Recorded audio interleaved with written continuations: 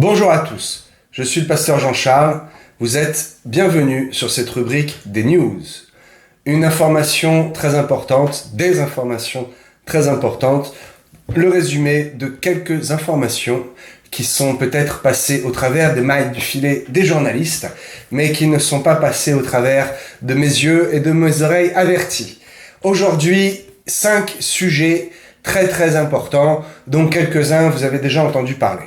Je vais commencer tout de suite par le premier sujet qui me concerne personnellement, puisque j'habite en périphérie, à proximité de cette grande ville qui malheureusement a mauvaise réputation, cette ville de Rouen, qui est classée 4e ville la plus dangereuse de France. Oui, mes amis, nous ne pensons pas forcément à Rouen. Quand on pense danger, on peut penser à Marseille, à Grenoble, peut-être Nice ou Paris, mais il est bien question de cette ville de Rouen. Un classement dont se serait aisément passé, bien sûr. La 4e ville la plus dangereuse de France, selon le classement des violences familiales, des violences au sein du foyer, à l'encontre des femmes également, la destruction et la dégradation des biens publics, les bagarres de rue, le trafic de stupéfiants et une recrudescence assez exceptionnelle du communautarisme, particulièrement dans le quartier Saint-Sever. Et je dirais avec humour, ou pas, si vous voulez faire un voyage en Afrique du Nord, je vous recommande particulièrement ce quartier. N'y allez surtout pas passer 18 heures, même en pleine journée. C'est un quartier qui est devenu réellement impraticable. C'est terrible. C'est en partie pour cela que la mairie ne veut pas le reconnaître d'ailleurs, mais que les associations ont classé cette ville comme étant bel et bien la 4e la plus dangereuse de France, suivant les délits et les faits divers ou faits de société, puisque c'est à la mode en ce moment d'utiliser cette expression, faits de société. Ils sont répertoriés suivant, donc je le répète, la violence familiale, la destruction et la dégradation de biens publics, le communautarisme, les bagarres et le trafic de stupéfiants qui est assez exceptionnellement, beaucoup trop répandu dans cette ville de Rouen. Autre sujet, nous avons tous entendu ce gendarme qui a été percuté, tué, assassiné, je dirais même, violemment, dans un délit routier avec cet homme, n'est-ce pas, qui a fait un délit de fuite, qui est monté sur le trottoir et qui a percuté ce gendarme à Mougins. J'en ai parlé lors des news de la semaine précédente. Eh bien, sa femme, qui se retrouve seule, qui se retrouve veuve, avec en charge 2 enfants, et bien comme si cela ne suffisait pas, est victime de harcèlement sur les réseaux sociaux.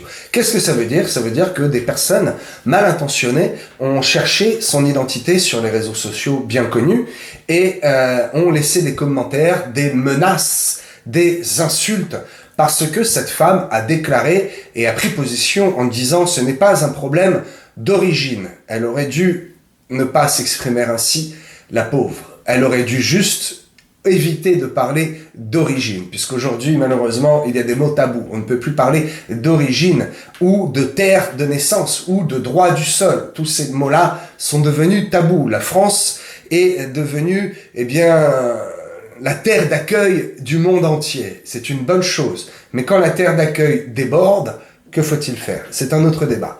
Donc, cette femme s'est exprimée en disant « ce n'est pas un problème d'origine ou d'immigration, mais c'est un problème de récidive ». Effectivement, cet homme était récidiviste depuis à peu près 10 fois. Il avait déjà 10 condamnations uniquement liées au délit routier. Donc cet homme n'avait absolument pas sa place derrière un volant. Mais, manifestement, comme il est d'origine cap-verdienne, eh bien, les propos de cette femme ont été mal interprétés et le fameux drapeau du haut raciste a été brandi à maintes reprises, à tel point qu'il a fallu que les policiers de la brigade de gendarmerie de Mougins et d'autres policiers spécialisés, n'est-ce pas, ouvrent une enquête pour aller rechercher les malfaiteurs et rechercher tous ceux qui rajoutent une couche à la misère et à la tristesse de cette famille qui est endeuillée. Nous voyons ici la haine de ce que quelques-uns osent appeler encore les chances pour notre France et qui finalement s'unissent dans un but commun de défendre un criminel, mais ils s'unissent dans l'idéologie que ce qui les rapproche, c'est que ce sont des étrangers. Et malheureusement, ils se considèrent encore comme des étrangers alors qu'ils ont une carte d'identité nationale française, que ces mêmes gens sont français, mais ils ne veulent pas, ils revendiquent une identité étrangère, et quand un fait divers, un fait de société, n'est-ce pas, arrive, eh bien, ils iront toujours se placer du côté de leurs frères étrangers. C'est encore ce qui se passe ici, avec ces menaces de mort, ces intimidations et ces insultes que subit cette femme du militaire, du gendarme décédé suite à le véhicule qui était un délit de fuite et qui l'a percuté. C'est une bien triste nouvelle et un aggravement d'une situation qui était déjà grave et de la peine en plus pour cette famille. Sujet suivant.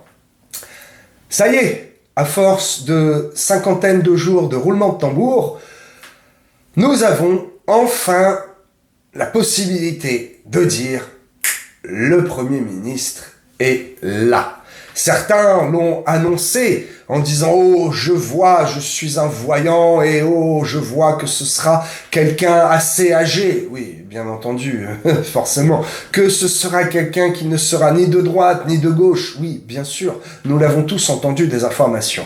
Mais qui est ce Michel Barnier ? Puisque je ne suis pas politicien, mais j'ai été chercher pour vous quelques informations qui pourront vous être utiles et qui vous aideront à faire vos propres recherches et à vous informer sur ce monsieur qui est nommé Premier ministre et qui aura une place très très importante pendant les mois, peut-être les années à venir. Monsieur Michel Barnier, qui est-il ? C'est un homme de 73 ans. Effectivement, il n'est pas tout jeune et que fait-il encore à cet âge en politique ? Est-ce vraiment la politique qui l'intéresse ou est-ce le pouvoir ? Je vous laisse répondre à cette question.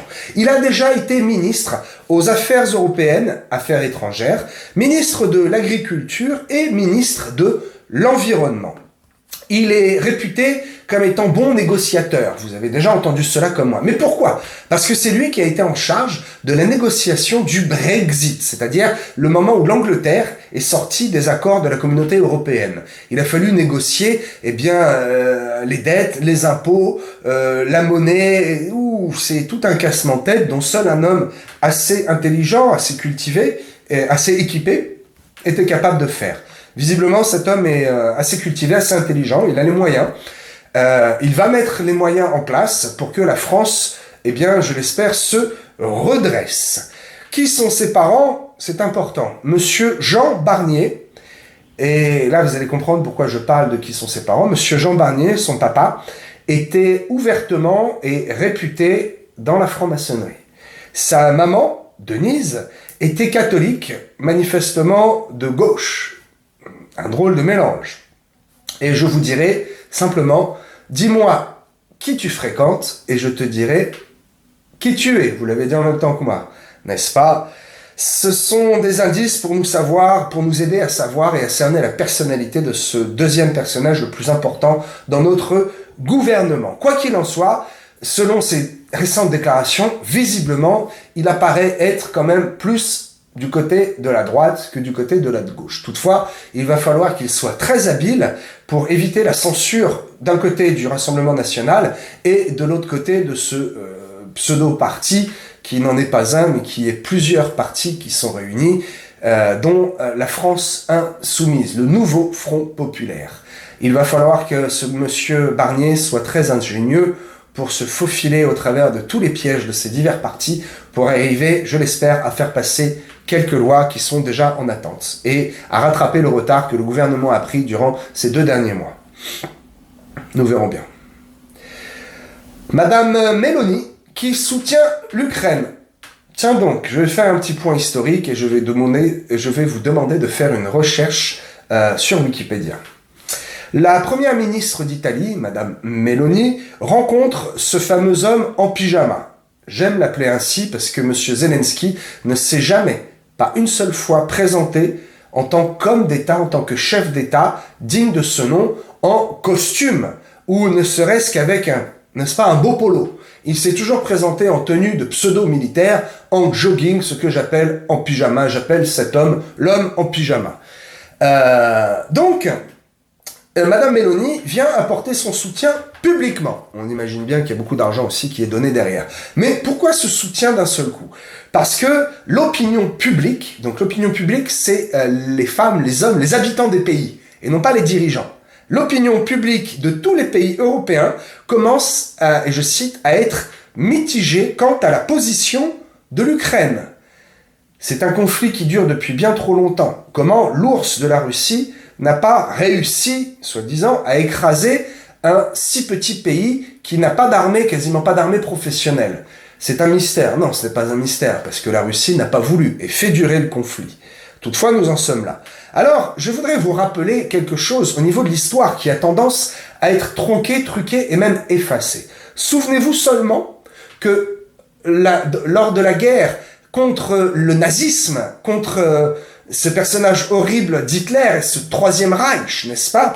Eh bien, la Russie a aidé largement, particulièrement la France, à combattre et a été un acteur très puissant de la victoire contre le nazisme et contre l'Allemagne hitlérienne. Souvenez-vous de l'histoire, je n'invente rien. Cette Russie qui a largement aidé à combattre Hitler et le nazisme. Alors que l'Ukraine, bien au contraire, l'a encouragé et a facilité l'idéologie nazie à se répandre. Dès 1930, ce pays se dit et se déclare, se proclame pro-nazi, pro-fasciste, tout comme l'Italie.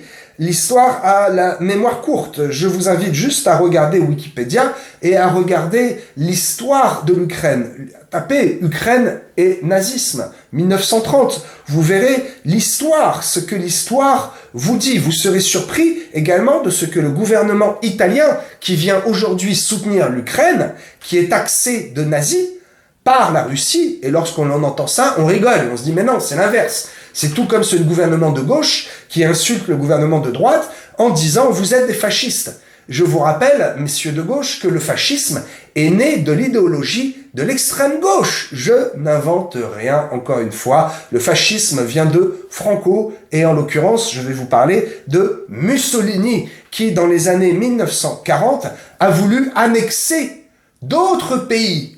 Tiens donc, ce n'est pas ce que reproche l'Ukraine aujourd'hui à la Russie. Voyez-vous comme le monde tourne d'une façon très bizarre. Et voyez-vous l'importance de ne pas oublier l'histoire. Et si vous ne la connaissez pas, rien ne vous empêche de faire vos propres recherches sur Wikipédia. Je vous invite à regarder ce qui s'est passé en Italie, ce que le gouvernement a fait en 1940, lorsque nous rentrions en guerre, ce que l'Ukraine a fait pendant la guerre et avant la guerre, et où étaient les nazis à cette époque-là. Aujourd'hui, manifestement, nous sommes la France, apparaît être, et je ne crois pas du tout que c'est une réalité, mais elle apparaît être avec l'Ukraine. Souvenez-vous seulement de qui sont les Ukrainiens, de quelle est la marque de fabrique de ce pays. Souvenez-vous qu'il y a une dizaine d'années, ce pays était connu pour le trafic international de stupéfiants et la prostitution à outrance, particulièrement chez les jeunes, très jeunes filles, mineures. Souvenez-vous de l'histoire et souvenez-vous de ce que ce pays a fabriqué. Sujet suivant. Dernier sujet. Cette fois-ci, je vais vous parler d'une guerre. Entre guillemets, une vraie guerre. Une guerre qui est inconnue. Une guerre qui finalement a commencé, je n'ai pas écrit dans mes notes, mais je le sais, cette guerre a commencé depuis 2012. Cette guerre a traîné. Il y a eu des arrêts, des trêves, des accords qui ont été passés. D'ailleurs, un des accords qui a eu lieu le 23 mars a donné naissance à ce mouvement paramilitaire rebelle qui est appelé le M23, en référence au 23 mars, puisque les accords passés le 23 mars n'ont visiblement pas été respectés, et donc cela a donné naissance à une armée rebelle. Je récapitule pour vous où nous sommes et de quoi je vous parle. Je vous parle ici d'une guerre à Goma.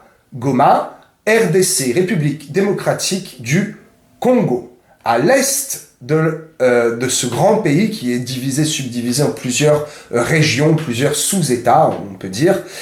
Donc cette ville de Goma qui, en 2016, compte déjà près de 350 000 habitants.